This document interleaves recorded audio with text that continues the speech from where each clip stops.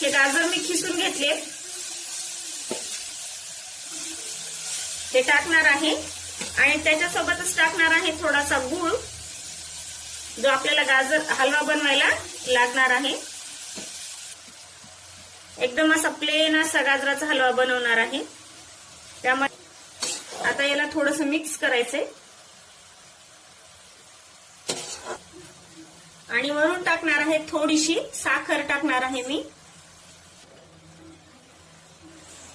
असं आपल्याला मिक्स करून घ्यायचंय. खूपच सोपा आहे हा गाजराचा हलवा.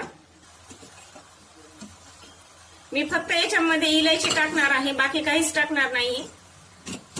तुम्हाला आवडत असतील तर तुम्ही ड्रायफ्रूट टाकू शकता. याच्यावरती झाकण ठेवणार आहे मी, जेणेकरून याच्यामध्ये वाफ तयार होऊन साखरेचा आणि गुळ